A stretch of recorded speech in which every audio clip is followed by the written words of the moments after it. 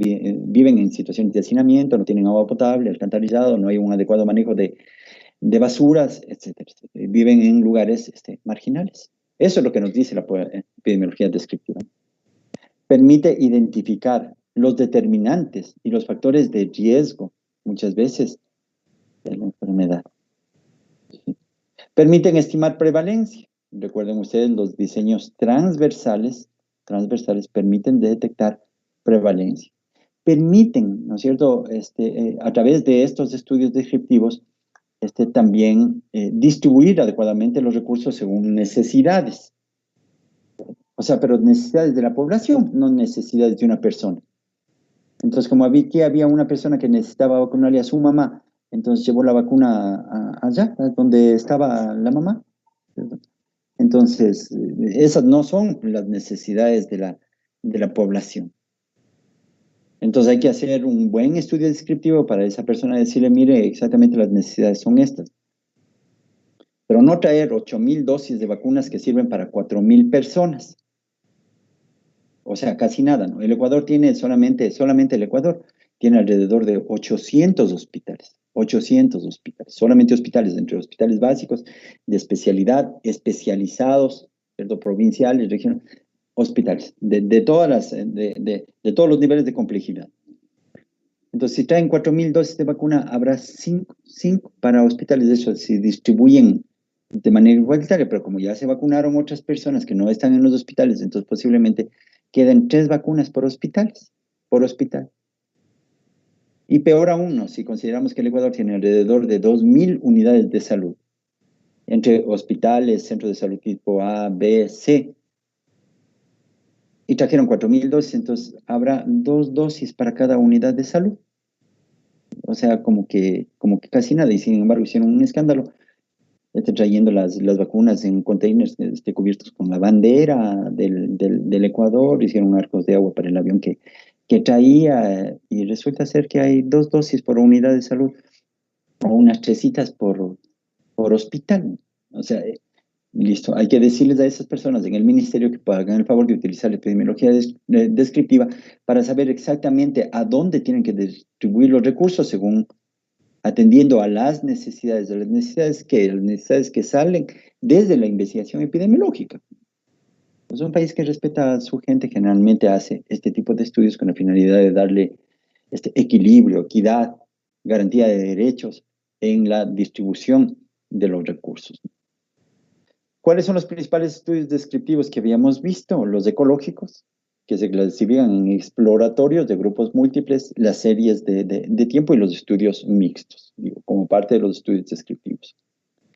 Como parte de estos estudios también están las series de casos, que lo que pretenden es buscar la regularidad clínica. Fíjense que en este momento, ¿cierto?, el país necesita tener una regularidad clínica respecto del comportamiento del COVID y una regularidad terapéutica. Todavía no se ha logrado construir un protocolo, por lo menos aquí en Ecuador, de la regularidad clínica y terapéutica. Es decir, ¿cuáles son los síntomas, ¿cierto?, y signos que en casi todos los pacientes se presenta con la COVID-19, o cuál es el esquema terapéutico que se protocoliza y se institucionaliza como elemento de trascendencia para ser ocupado por las diferentes unidades que forman parte de la red pública y privada del sector salud en el país. Los estudios transversales, ya les decía, que miden prevalencia, y los correlacionales, que miden los niveles de relación cuando las variables del estudio son cuantitativas. Epidemiología analítica, al contrario de la epidemiología descriptiva, lo que mide es asociación, causalidad y probabilidad de ocurrencia del fenómeno asociado a un factor de riesgo. El riesgo es eso, la probabilidad de ocurrencia de un hecho, ¿no es cierto? La epidemiología analítica, al contrario de la descriptiva, esta responde a la pregunta de ¿por qué? ¿Por qué tenemos 245,000 casos en el Ecuador? Y de esos 245,000, 70,000 están en la provincia de Pichincha, y de los 70,000, ¿cierto?, 40,000 están en la ciudad de Quito. Es decir, ¿por qué? La epidemiología descriptiva solamente me dice eso. Hay 245,000 casos en el Ecuador, 70,000 casos en Quito, y 70,000 casos en la provincia de Pichincha, y 40,000 casos en Quito. Epidemiología descriptiva. Epidemiología analítica me diría, oiga, ¿por qué? ¿Por qué en Quito hay 70.000 casos y en Guayaquil hay 40.000? O en Manabí hay 27.000. ¿Por qué? O sea, ¿qué tiene Quito que no tenga Guayaquil o que no tenga Manabí? Que en Quito se están acumulando la gran cantidad de casos. Entonces, la epidemiología analítica responde a esas preguntas. ¿Por qué los pacientes las personas con diabetes mellitus o con hipertensión arterial o con dislipidemias tienen mayor vulnerabilidad a la COVID-19? ¿Por qué los adultos mayores son más vulnerables a la COVID-19? ¿Por qué las gentes en escenarios de pobreza son más vulnerables a la COVID-19? ¿Por qué la mortalidad es mayor en los pacientes pobres? ¿Por qué de los 100 millones de casos que tiene el mundo, 25 millones de casos están en Estados Unidos? Y de esos 25 millones de casos, la mayor parte de casos están en la población afroamericana y en los migrantes. Es decir, ¿qué es lo que tienen los afroamericanos, de qué tienen los migrantes para que sean las personas favoritas para el COVID-19 o para la COVID-19? Eso dice la epidemiología analítica, ¿no es cierto? Entonces, la epidemiología analítica parte desde una hipótesis etiológica, es decir, buscando la génesis de la enfermedad. Explica las posibles causas y los factores desencadenantes. No manipula variables, ¿por qué? Porque esto solamente lo hacen los estudios experimentales y los estudios clínicos. Recuerden ustedes que los estudios clínicos son experimentales, solamente que adoptan ese apellido de clínicos porque se realizan en sujetos, porque se realizan en personas, ¿cierto? Y los estudios experimentales tienen tres características fundamentales, es decir, la incorporación de los sujetos a la intervención es de manera aleatoria, por lo tanto producida más por el azar. Tienen un grupo de control, ¿cierto? Externo o de autocontrol, y es posible manipular la variable independiente hasta lograr el efecto que es la presencia de la variable dependiente. Estos estudios analíticos permiten estimar incidencia, que es el número de casos nuevos de una enfermedad en una población en un momento determinado en relación con la población que está en riesgo o susceptible de padecer ese tipo de enfermedad. Estos estudios analíticos permiten medir asociación y determinación, es decir, causalidad. ¿Sí? Estos estudios analíticos también permiten desarrollar, ¿cierto? O mirar el desarrollo o la probabilidad de que se desarrolle un evento en un determinado tiempo. Los principales estudios analíticos son los retrospectivos, también llamados de casos y controles, y los prospectivos, también llamados de expuestos o no expuestos. Veamos un poquito con detenimiento esto. ¿Qué son los estudios retrospectivos? También llamados de cortes, porque existen dos cortes, ¿no? La corte de los expuestos y la corte de los no expuestos. ¿Expuestos a qué? A un factor de riesgos. ¿No expuestos a qué? A un factor de riesgo. Estos estudios prospectivos son aquellos que van de la causa, parten desde la causa a buscar el efecto que le produce. Por lo tanto, necesitan dos cortes, dos grupos, si quieren llamarlo así, ¿no? Una corte conformada por un conjunto de población expuesta a una causa o factor determinante, que es lo que produciría una enfermedad, y una corte que tiene las mismas características que la población, pero que se diferencia de la anterior porque no está expuesta. Las dos cortes son exactamente iguales, excepto en el nivel de exposición al factor que se está estudiando como causal o como determinante en la producción de un efecto. ¿Cuál es el efecto? En nuestro caso, la enfermedad. Este es el esquema o el diagrama a través de los cuales se puede explicar y comprender quizás de mejor manera la ruta de los estudios prospectivos. Dicen que son estudios que van del presente al futuro. Y es cierto, pero esa no es la forma de conceptualizar o de comprender adecuadamente estos estudios de corte. Es más bien señalar que hay un grupo de personas que están expuestas a un factor de riesgo y un grupo de personas que no están expuestas a un factor de riesgo.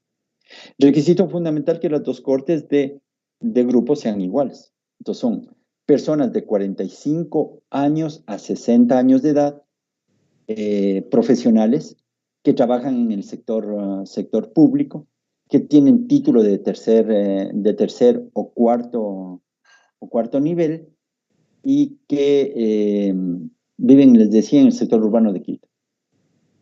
Listo. Pero, ¿cuál es la diferencia? Que estos fuman y que estos no fuman.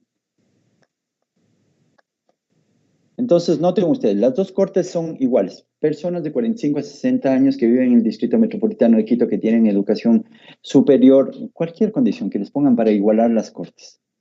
Sí, pero la única diferencia es que estos fuman y que estos no fuman. Entonces, vamos a seguirles en el tiempo para ver qué es lo que se produce. Mi hipótesis dice que los que fuman tienen mayor probabilidad de generar cáncer y los que no fuman tienen menos probabilidad de desarrollar cáncer. Entonces, ¿qué puede pasar con los fumadores?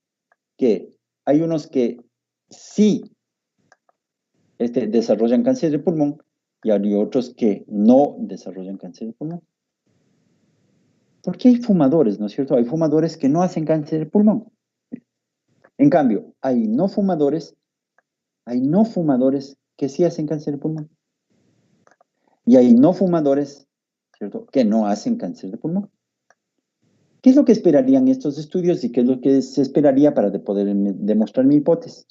Que los que fuman, ¿cierto?, y tienen cáncer de pulmón son muchos más que los que fuman y no tienen cáncer de pulmón. Y sí tienen cáncer de pulmón, ¿cierto? Entonces, los que fuman y sí tienen cáncer de pulmón son mucho más que los que no fuman y sí tienen cáncer de pulmón. Entonces, por eso se llaman estudios prospectivos, porque hay que hacerles un seguimiento. Además, estos estudios permiten medir incidencia, ¿no es cierto? Porque conforme pasa el tiempo van apareciendo nuevos casos y la incidencia, ustedes ya están viendo eso, la incidencia es el número de casos nuevos de una enfermedad, en este caso llamada cáncer de pulmón, que aparecen a través del tiempo. ¿Cuáles son las ventajas y desventajas de estos estudios prospectivos de expuestos y no expuestos? Las ventajas es que estiman incidencia. ¿Listo? O sea, quieren un estudio para estimar la incidencia, por lo tanto, casos nuevos, tienen que hacer un estudio prospectivo, no puede ser transversal, no puede ser ecológico, no puede ser descriptivo, no puede ser retrospectivo, tiene que ser prospectivo, ¿sí? Estudio de la incidencia, ¿no es cierto? Tienen menor posibilidad de sesgo. El sesgo es el error que se puede cometer directamente desde las personas a través de la interpretación de los valores en la medición de la exposición, ¿no es cierto? ¿Cuáles son las principales limitaciones? Hay quienes dicen que tienen un costo elevado. No son útiles estos para enfermedades raras y que tienen largos periodos de evolución, que va a aumentar eso. Como por ejemplo el SIDA. Miren, una persona que se infecta con VIH, el virus de la inmunodeficiencia humana, ¿cierto? A una persona que se infecta le toma generalmente entre 8 a 10 años para desarrollar la enfermedad, es decir, desarrollar el SIDA. ¿Sí? Fíjense en lo que sería seguirle a una persona 10 años. Hay estudios que sí lo hacen, ¿no? Pero generalmente ocurren serios problemas durante el seguimiento de largo tiempo. Por eso es que los tamaños de las muestras tienen que ser elevados, ¿no? Es decir, debe haber una gran cantidad de sujetos que se seleccionen. ¿Por qué? Porque lo más probable es que se vayan perdiendo sujetos en el proceso de seguimiento o durante el tiempo de seguimiento. ¿Por qué? Porque puede ser que aquí una persona diga, ya no puedo seguir en el estudio porque me voy a vivir a España. Listo, o sea, ya deje el estudio. Hay una persona aquí que lamentablemente fallece y formaba parte de este estudio.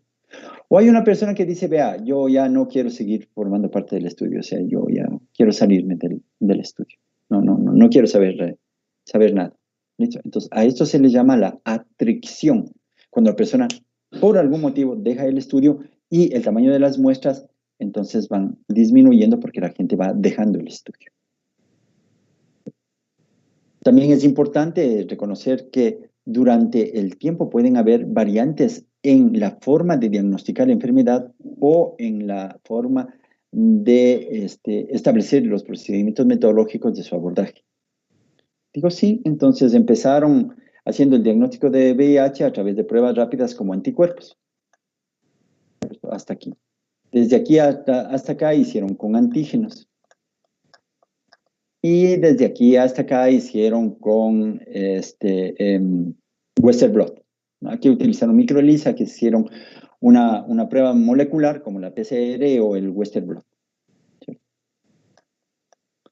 Entonces, la variabilidad de estos criterios diagnósticos puede hacer variar también la cantidad de personas que puedan ser diagnosticadas con el virus puedan ser diagnosticadas con el síndrome de inmunodeficiencia adquirida. ¿Por qué? Porque los antígenos y anticuerpos pueden darme una gran cantidad de falsos positivos que no pasa esto con la PCR, ¿cierto? O la prueba molecular. Entonces, por aquí se me debieron ver escapados muchos pacientes que en este caso no. Entonces, siempre hay que utilizar el mismo método. Listo. Empecé con antígenos, me voy con antígenos. Empecé con anticuerpos, me voy con anticuerpos. Empecé con PCR, me voy con PCR. Listos. Los otros estudios son los retrospectivos. Estos tienen dos grupos también, sí, pero son de casos y controles. ¿Cuáles son los casos? Las personas que están enfermas. ¿Cuáles son los controles? Las personas que están sanas. Al igual que en el caso anterior, ¿no es cierto? Los dos grupos son exactamente iguales. ¿Cuál es la única diferencia? Que los unos están enfermos y los otros están sanos. Al ser estudios retrospectivos, estos van del efecto a buscar la causa. ¿Recuerdan? Los prospectivos hacen lo contrario, ¿no? Estos son prospectivos. Estos son retrospectivos. Estos ya tienen el efecto de estar enfermo o el efecto de estar sano. Entonces, ¿qué es lo que pasa con estos estudios? Algunos dicen que son los que del presente regresan al pasado. Y es cierto, pero repito, esa no es la esencia conceptual de los proyectos. ¿Mm? Esto lo que dicen es, a ver, tengo una corte de casos y tengo una corte de controles. Igualito, ¿no? Igualito. Pongamos el escenario contrario nada más. Tengo personas de 45 a 60 años de edad que viven en el Distrito Metropolitano de Quito, que tienen educación superior, que siempre han vivido en el sector urbano, que además de eso trabajan en el sector público en relación de dependencia. Listo, sí, sí, sí.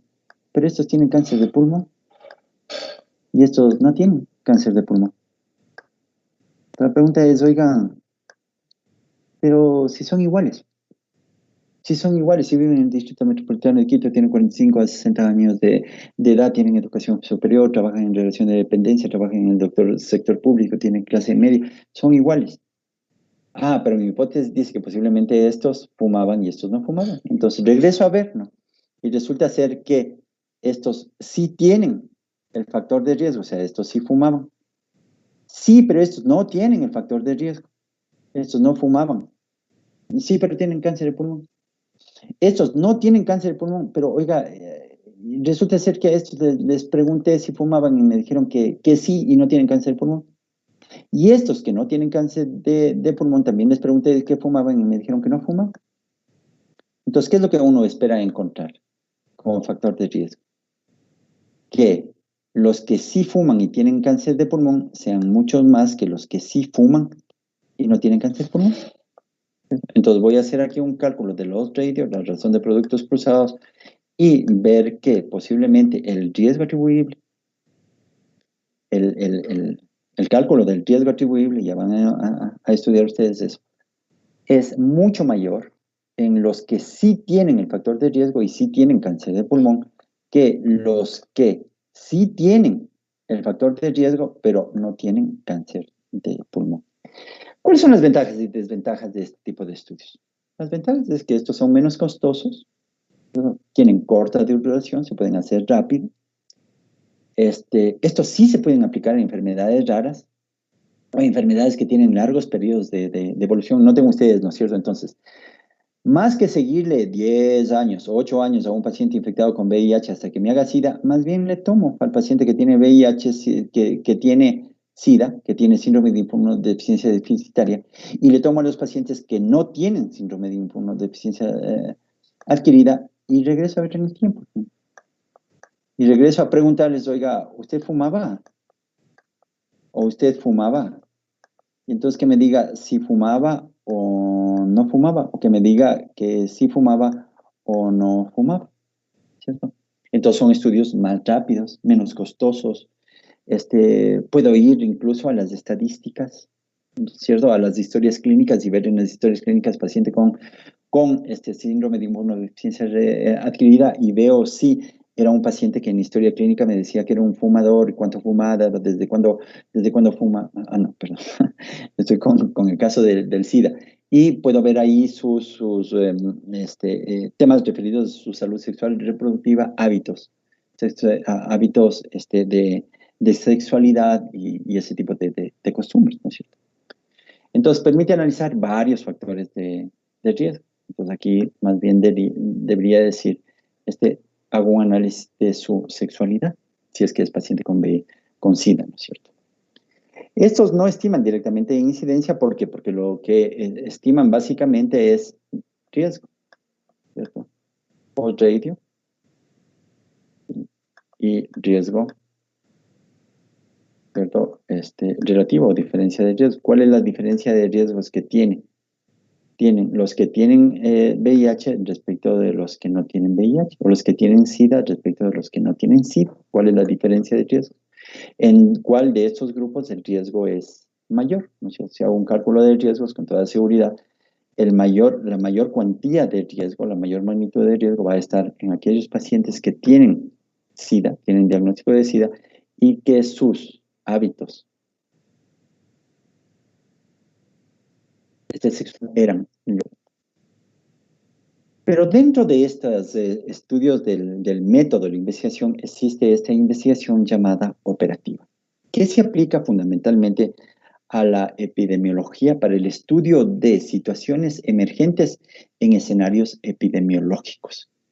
Se llama operativa porque acumula un montón de actividades destinadas fundamentalmente a buscar una respuesta a un problema que surge en el escenario como urgente o como emergente.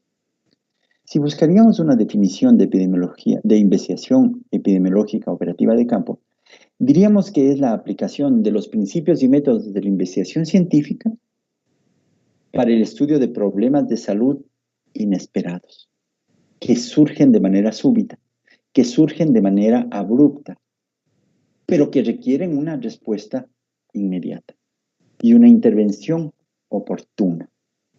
Estos no son aquellos estudios en que se quedan planteando el marco teórico. Ustedes están elaborando, ¿no es cierto? Chicos de quinto, el marco teórico, y ustedes, chicos de sexto, ya elaboraron el marco teórico.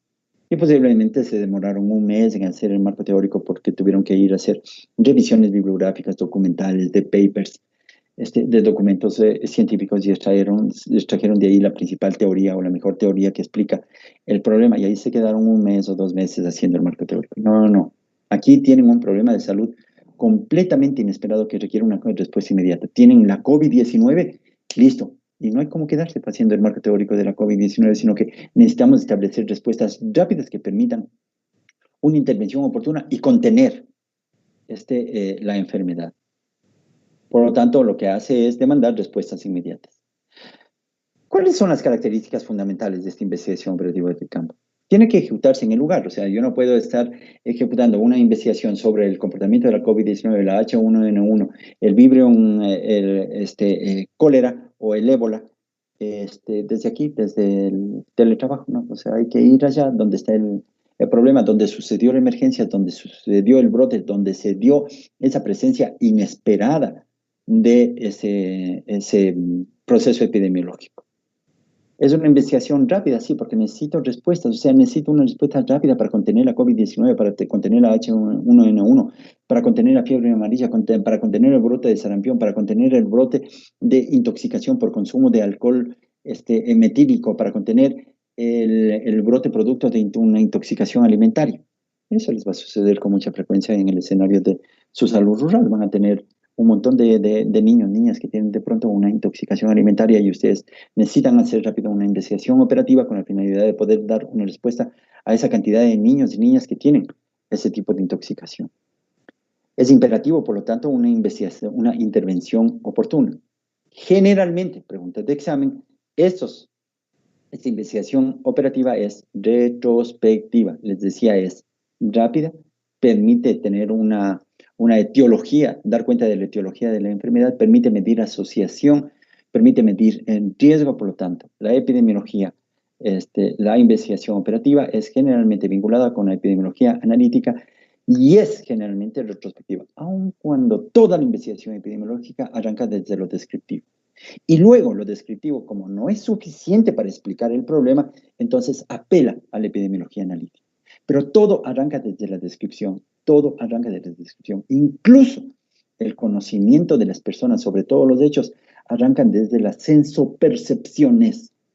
Lo que nos fueron mis estudiantes en quinto saben que el conocimiento se genera en las percepciones, en la forma de, ¿cierto? Mirar las cosas, en la forma de describir las cosas. Les digo rápidamente, ¿cómo le conocieron al corazón? Se pusieron el fonendoscopio y le dijeron al corazón, chin, chin, chin, habla. Y el corazón hablaba y les decía, look, look, look, look, look, look. Ah, listo. Entonces le conocieron al corazón a través del lenguaje, ¿de qué? Del tono, el timbre y la frecuencia. Cuando el corazón destruye su lenguaje, entonces hace loop, loop, loop, loop, loop, loop. Dicen, oye, algo te está pasando, no estás bien, ese no es tu lenguaje. Y por último, si es que no lo comprendían, le mandaron a decir al corazón, ¿sabes qué? Más bien escríbeme qué es lo que te está pasando. Y entonces el corazón dice, ya te escribo, pondrás papel en ese aparatito para que veas los que te voy a escribir. Y el corazón escribe, ¿no? A través de una cosa que se llama el electrocardiograma. Entonces le dice, ve, este es mi onda T, este es mi complejo QRS, este es los espaciamientos entre cada uno de los segmentos. Y ustedes le leen pues, al corazón lo que le está diciendo. Pero por último le mandan a ver. Entonces todo el conocimiento en principio es sensoperceptivo y descriptivo. Ah, que luego pasa a ser analítico porque después analizan el electrocardiograma, analizan los ruidos del corazón y entonces comienzan a explicarse por qué de la sístole, por qué de la diástole, por qué de la alteración de la frecuencia, por qué de la alteración del ritmo, por qué de la alteración del tono, del timbre, etc. Pero todo conocimiento en principio es descriptivo, por lo tanto sensoperceptivo. Uno de los principales problemas de incremento inesperado de la incidencia, por lo tanto, del número de casos nuevos de una enfermedad, en epidemiología se llama brote. ¿Qué es lo que estamos viviendo? Lo que habíamos vivido. ¿Qué es el brote? Es la aparición súbita, por lo tanto, inesperada, ¿cierto? Un incremento no esperado de que de la incidencia. ¿Qué es la incidencia? El número de casos nuevos. De una enfermedad conocida o desconocida. ¿Cierto? Desconocida como fue la H1N1, desconocida como fue la COVID-19, desconocida como fue el sarampión en su momento, desconocida como fue la tuberculosis en su momento. En una población específica, en un lugar geográfico delimitado y en un momento determinado de tiempo. Fin, concepto de brote, pregunta de examen. Vean ustedes lo que pasó con el brote del coronavirus. Ni existía, aquí cero. Nadie sabía de su existencia cuando de pronto, ¡pum! Un caso y comienza a elevarse tremendamente, ¿no? Comienza a elevarse tremendamente. Entonces el incremento no esperado, ¿cierto? De la incidencia, por lo tanto, del número de casos de una enfermedad de un momento determinado. De pronto, de la nada, Italia con 35.713 casos. En ese momento, España con 13.000, Alemania con 12.000, Francia con 9.000, listo. Ahora, Estados Unidos tiene 25 millones, ¿cierto? Entonces, cuando empezó, salió de la nada. Eso es lo que quiero explicar, salió de la nada. Ese es un brote. Que brote puede transformarse en una pandemia, pero claro, ya lo vivimos, ¿no? Fíjense ustedes el comportamiento de un brote. Aquí tienen ustedes un esquema de las intoxicaciones por plaguicidas. En el Ecuador, en los años 2015, 16 y 17. Las cosas buenas que hace el Ministerio de Salud Pública, ¿no? Las cosas buenas.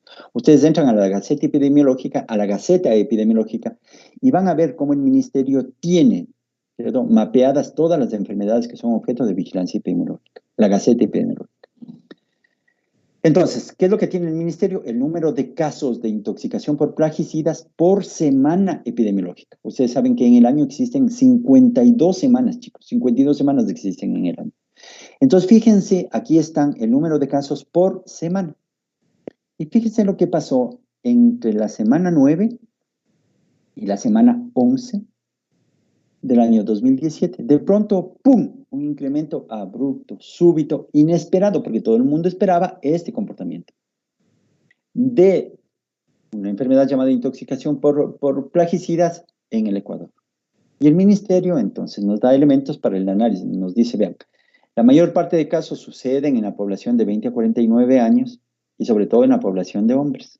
Sí, pero ¿en dónde están los casos? Ah, están en la provincia de Manabí, en la provincia de Los Ríos, están también en la provincia del Guayas, están en Santo Domingo de los Áchilas, en la provincia del Oro, en la provincia de Morona, Santiago. No se descuiden porque también hay unos casos en Esmeraldas, en Carchi y en el Oro.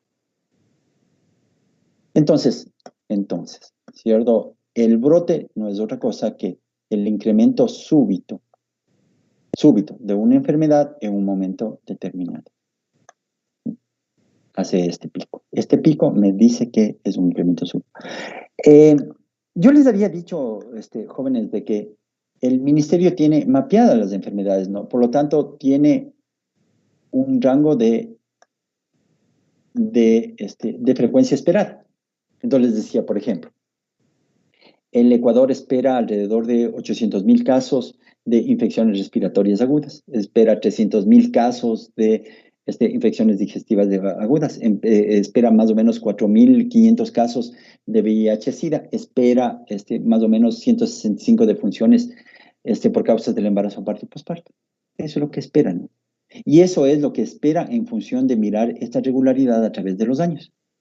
Sí, pero cuando los casos observados, lo que yo observo, ¡pum!, supera lo que yo esperaba, listo, entonces mi enfermedad se transforma, entonces el hecho epidemiológico se transforma, entre otras cosas, en un brote.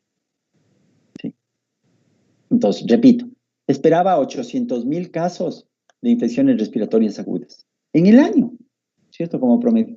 Sí, pero resulta ser que, ¡pum!, ya estoy en agosto. Y ya tengo los 800,000 casos de infecciones respiratorias agudas, por lo tanto, todo lo que se me viene por encima, ¿cierto? Es parte de un brote. Y peor si ocurre en un momento corto de tiempo. Ahora, por su naturaleza, los brotes pueden ser divididos en dos tipos, de fuente común y de fuente propagada. La COVID-19 es un brote de fuente propagada. ¿Por qué? Porque se propaga de persona a persona, de persona en persona se propaga. En cambio que la fuente común es cuando varias personas se exponen simultáneamente a una misma fuente. Y esta fuente común puede ser explosiva, ¿cierto?, o puntual, y puede ser continua. Es una fuente común puntual o explosiva cuando una gran cantidad, varias personas, perdón, van a una misma fuente de contagio y se incrementa inmediatamente el número de casos de enfermedad. Por lo tanto, el número máximo de personas infectadas se alcanza en periodos de incubación muy cortitos. Es el caso, por ejemplo, del que les decía, ¿no?, de la intoxicación alimentaria.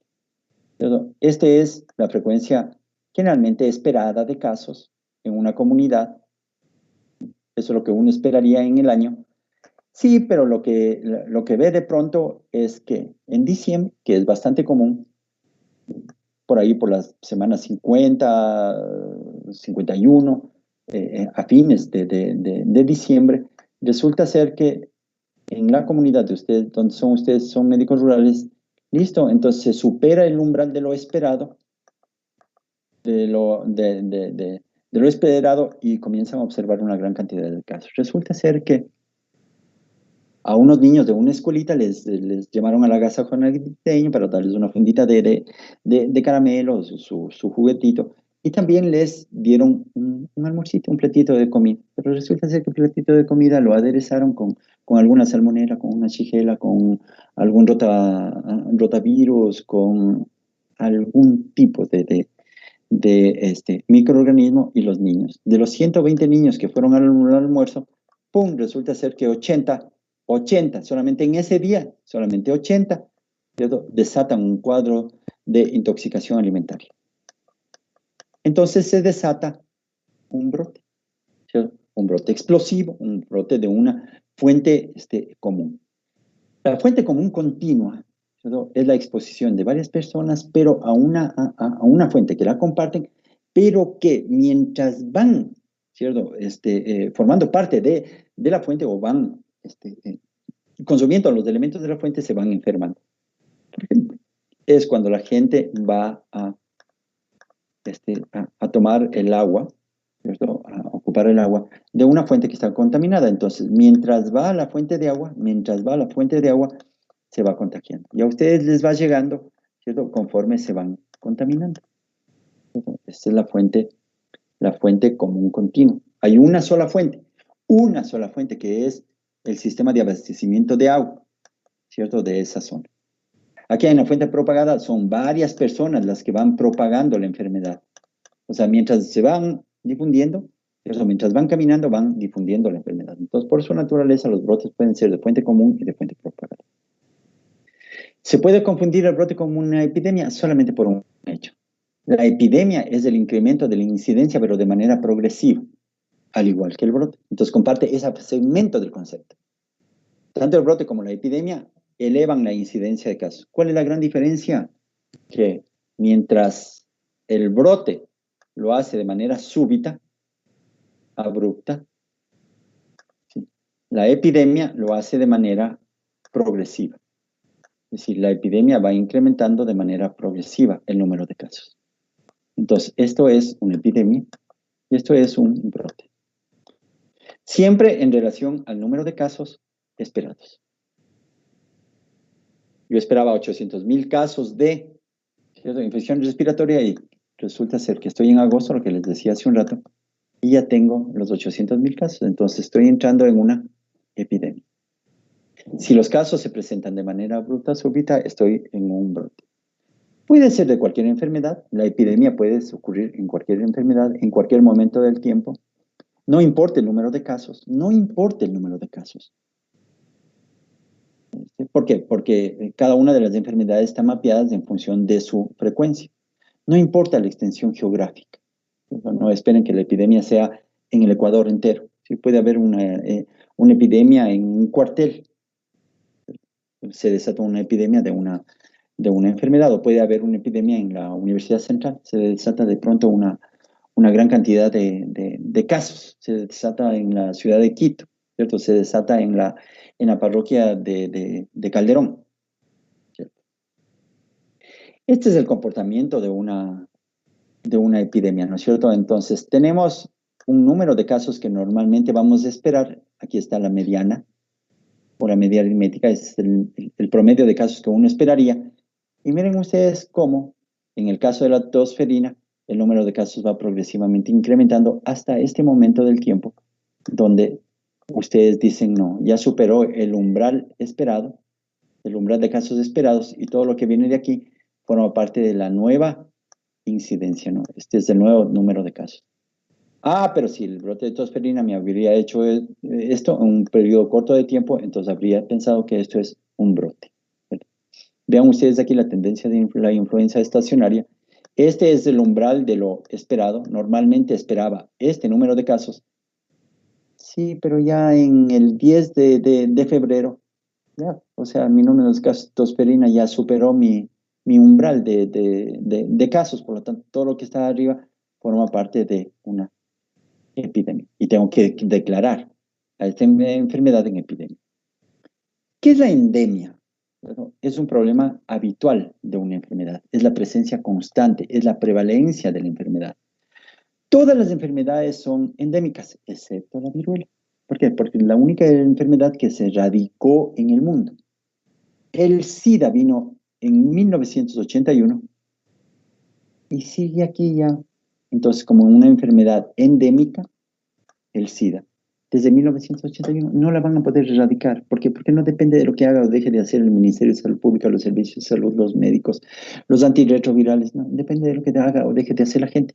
¿Cómo le desaparecemos a la COVID-19? Si la gente comienza a coger todas las medidas que permitan prevenir, ¿no es cierto?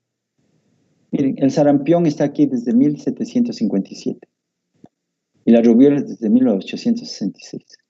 Cientos de años con sarampión y rubiola. Yo les decía que el Ecuador estaba 12 años libre del sarampión. 12 años, estamos a punto de declarar al Ecuador por lo menos libre de sarampión.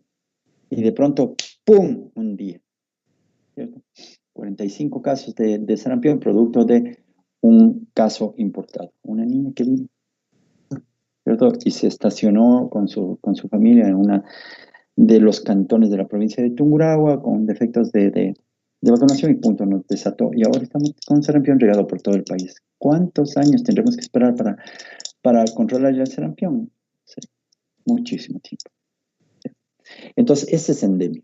La COVID se va a quedar como el momento en que superemos la pandemia, ¿no es cierto? El momento en que superemos la endemia, vamos a saber exactamente cuál es el número de casos que vamos a tolerar de COVID-19 para decir, estos son los casos que yo espero de COVID-19 en el país, porque siempre los voy a tener, siempre los voy a tener. Lo que desde el punto de vista epidemiológico se hace es evitar que estos casos vayan a constituirse en un brote o que de pronto en algún momento me vayan a hacer una epidemia. Entonces, ¿qué es la endemia? Es la presencia habitual de casos de una enfermedad en una región en un momento determinado de tiempo. Es lo que uno espera, normalmente como parte del escenario epidemiológico de un país. Eso es la endemia. Todas las enfermedades son endémicas, excepto la viruela. ¿Y qué es la pandemia? Es la ocurrencia de varias epidemias simultáneamente en distintos lugares, países o áreas geográficas. O sea, no esperen que la pandemia sea la presencia de epidemias en todo el planeta. No, no, no. Podemos tener una pandemia en América Latina y ya hemos tenido algunas. La última fue del cólera, donde de Perú saltó a Ecuador, de Ecuador a Colombia, de Colombia a Venezuela y de Venezuela se fue para Centroamérica. Entonces, podríamos tener una pandemia, no, recuerden ustedes que la pandemia no es otra cosa que epidemias, ¿cierto? En varios lugares de la geografía. Incluso en algún momento hablaron de que Ecuador tenía una pandemia de una enfermedad. ¿Por qué? Porque habían ocurrido epidemias en varias provincias del país. No necesariamente esperen que la pandemia sea la presencia en todo el continente. Hoy también se habla de la sindemia, o sea, tal vez habrían escuchado oír de la sindemia, que es en cambio la presencia de epidemias de dos o más enfermedades al mismo tiempo en un lugar o en una determinada área geográfica. Entonces, con mucha preocupación, yo he estado leyendo de que en algunos países del Asia, a más de la COVID-19 les comienza a aparecer la H1N1. O a más de la COVID-19, les comienza a aparecer la gripe aviar, que es tenaz. O sea, la gripe aviar mató muchísima gente. Gracias afortunadamente, se logró contener. Pero entonces, la sindemia, podríamos decir que es la ocurrencia de varias, de epidemias de varias enfermedades simultáneamente en un lugar, país o área geográfica. ¿Listos? Preguntas, chicos, preguntas, señoritas estudiantes, algo que aclarar.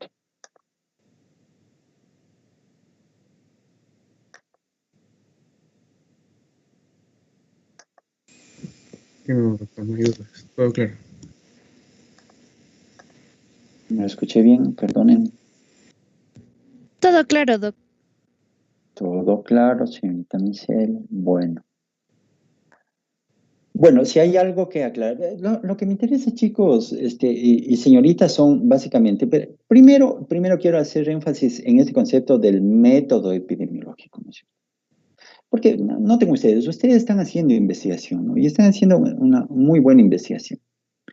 Entonces, el método es ese conjunto de pasos, ¿no? Y todo en la vida tiene un método. Todo en la vida tiene un método, ¿no es cierto? Ustedes tienen un método para ir a clases. Entonces se levantan, se van a asear, se preparan su desayuno, toman su desayuno, toman su cafecito, prenden el computador. Antes de eso todo tiene un método, ¿no es cierto? Tiene un método para vestirse, ¿listo? No sé qué. Tiene un método para estudiar. Hay algunos que estudian calladitos, que nadie les haga bulla, encerrados en su cuarto. Hay algunos que estudian ahí oyendo música, hay algunos que estudian sentaditos, hay algunos que estudian acostados, hay algunos que estudian caminando, listo. O sea, ese es el método, el conjunto de pasos que por último llevan a una persona hacia un objetivo. Y entonces el método epidemiológico también es ese conjunto de pasos que le permite al epidemiólogo dar cuenta de la frecuencia, la distribución y los determinantes del proceso de salud enfermedad. Entonces, eso es lo uno. Y entonces en el método se pueden encontrar la epidemiología descriptiva, la epidemiología analítica. Nos quedemos ahí. Experimental no quiero meterme mucho todavía. Entonces, la epidemiología descriptiva es aquella que permite describir, por lo tanto, señalar características, propiedades, atributos de una cosa. Eso es describir. Y vean, todo el conocimiento empieza por la descripción. Les acabo de demostrar, ¿no es cierto? Entonces dicen, ya, quiero conocerle al corazón, descríbame el corazón. ¿Cómo es el corazón? Ah, pero también hay la epidemiología analítica, que es la que explica el por qué. Entonces la pregunta es, vea, ahora, explíqueme por qué a eso le llaman corazón. Dígame por qué. Ah, entonces tienen que apelar a una teoría explicativa del corazón. Es decir, por qué tiene cuatro válvulas? ¿Por qué hay los grandes vasos? ¿Por qué se produce la sístole? ¿Por qué se produce la diástole? ¿Por qué se invierte la onda? Listo, o sea, explíqueme el corazón. ¿Por qué tiene ese tamaño? ¿Por qué tiene esa forma? ¿Por qué tiene esa inclinación hacia la izquierda? ¿Por qué la punta tiene un desvío hacia la izquierda? ¿Por qué se agranda el corazón? ¿Por qué se achica el corazón? ¿Por qué se agranda y no produce patología? Pues listo, o sea, entonces eso hace la parte ya analítica. Entonces, esa es la gran diferencia en describir y analizar. Describame la COVID-19, listo, o sea, 70,000 casos en Pichincha, de esos 40,000 casos en Quito, listo. Conocimiento descriptivo. Y ahora, la pregunta es, oiga, ¿y por qué 40,000 casos en Quito? Entonces, hagan el favor de explicar, ¿no? Entonces, Quito, ¿por qué? Porque los niveles de desocupación, la desobediencia social, los niveles de pobreza, los niveles de hacinamiento, ¿listo? Entonces, posiblemente por ahí están las causas explicativas del incremento de casos en Quito, ¿cierto? Entonces, segundo hecho que necesito que me comprendan, más allá de lo del método, es esto de la epidemiología descriptiva. Y lo tercero que necesito que me comprendan es esta diferencia entre brote, epidemia, endemia y pandemia. Entonces, brote, el incremento de casos. ¿Incremento de qué casos? De la incidencia. ¿Pero de qué forma? De manera súbita, bruta e inesperada. Listo. Epidemia, incremento de casos. Pero entonces ya me dijo que brote también. No, pero déjeme explicarle. El incremento de casos, por lo tanto, el incremento de la incidencia. Pero de manera progresiva. Entonces, noten la diferencia entre brote y epidemia. En el brote se incrementa abruptamente, inesperadamente, de manera súbita. En cambio, aquí en la epidemia uno va viendo cómo se va incrementando progresivamente los casos. Endemia, la presencia habitual de la enfermedad en un momento determinado y en un territorio. Endemia. La endemia es igual a la prevalencia. ¿Por qué? Porque siempre va a estar ahí la enfermedad. Pero siempre va a estar. Hasta que, ojalá, en algún momento la logremos erradicar. Y pandemia es la presencia de varias epidemias en el territorio de la misma enfermedad, pero no es cierto. Presencia de varias epidemias. Entonces, tenemos una epidemia en Quito, tenemos una epidemia en Guayaquil, tenemos una epidemia en Manabí, tenemos una epidemia en Ecuador, tenemos una epidemia en Perú, tenemos una epidemia en Argentina, tenemos una epidemia en los Estados Unidos. Ya, listo, epidemia. Y lo otro, pandemia, perdón. Y lo otro que les decía es la sindemia, que es muy rara, es muy rara. Escuché con asombro, escuché con preocupación, solamente en el Asia, la confluencia de una epidemia de la COVID con una epidemia de la gripe aviar o una epidemia de la COVID-19 con una epidemia de la H1N1. Entonces, esos son los conceptos, chicos, señoritas, señores estudiantes, que necesito que por favor los tengan así bien clarito porque esa es la base y el fundamento para el accionar y el actuar de manera epidemiológica. Listos. A ver, me parece que el grupo 3 me dijo que tenía problemas con la asistencia, por favor. Sí, va que el grupo 3 no. Vale. No pueden registrar la asistencia. Veamos qué pasa. Qué raro. 28 de enero de 13 a 14 horas, método epidemiológico, ¿verdad? Grupo S5P8. Sí, ya está. Ya está, no sé por qué.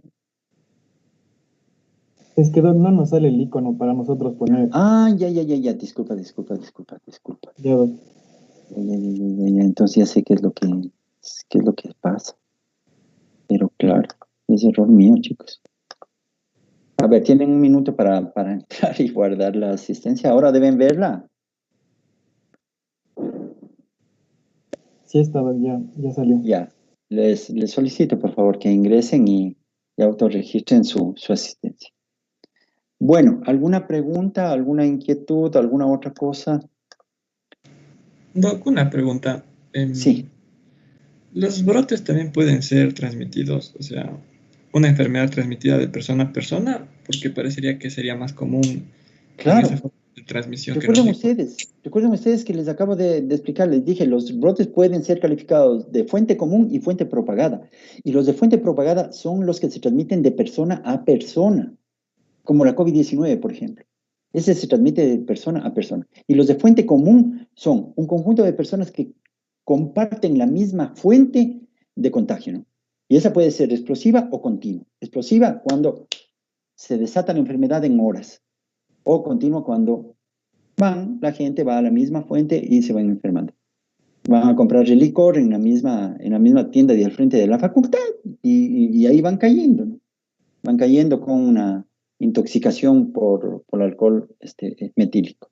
Así que harán el favor de, en buena hora, que ya no pueden consumir ese licor. Listo, chicos, entonces, si no hay alguna otra pregunta, nos vemos la próxima semana. Por favor, recuerden las tareas que tienen que hacer. A los chicos de sexto de Calderón, por favor, bájense rápidamente la película porque la plataforma donde está anclada ha sabido cambiar el link de acceso. Entonces, bájense ese video. ¿Listos? Si no hay más, nos vemos la próxima semana.